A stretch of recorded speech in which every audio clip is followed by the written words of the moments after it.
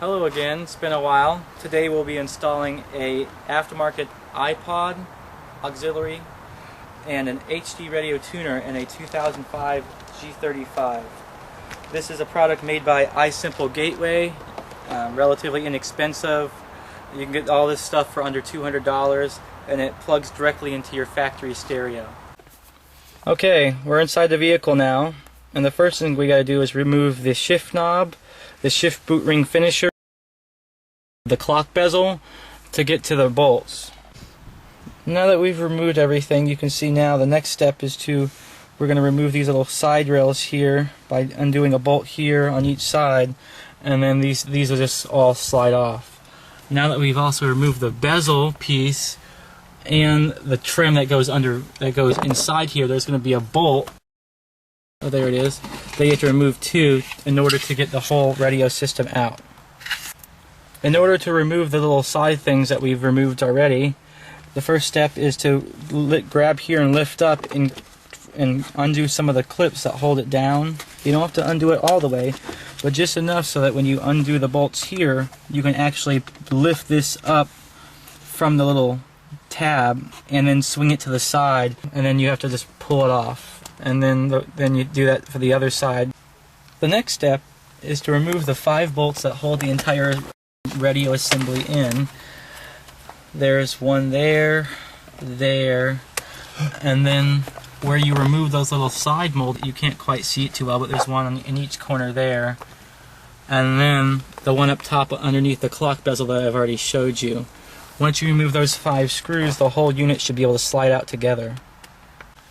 After you remove those 5 screws just mentioned, you have to remove the metal trim piece as shown.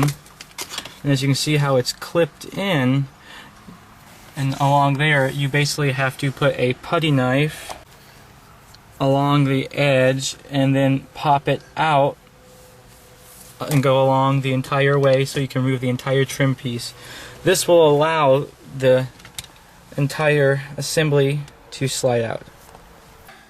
Here's the unit out. Make sure you cover the shifter knob if you drive a manual transmission so you don't scratch up the front. As you notice how long the top metal piece is, you have to kind of pull out from the bottom first and loosen the wires, and then to be able to slide the unit down to have room to get this out from underneath the dashboard. Now that we got the unit out, we decided to undo some of the wires for the navigation to give us some access. If you notice, each clip is held on by this little tab here. You have to push down with a screwdriver, and then you can pull each wire apart.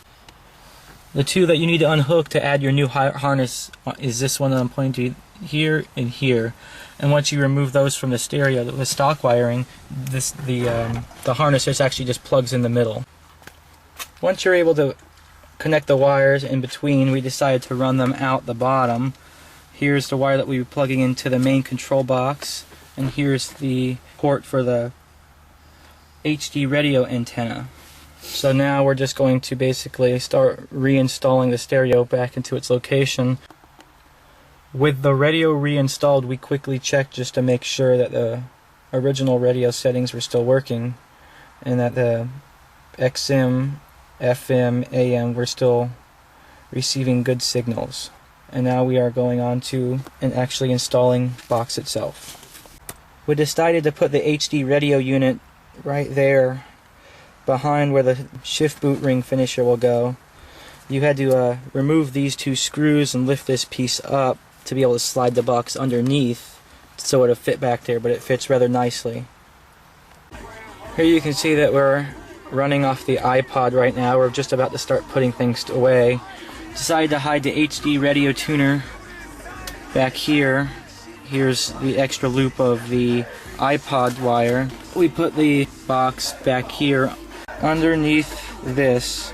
Required some modification in removing some of the wire, but we got it all fit and tucked nicely. Now we're going to put it back together.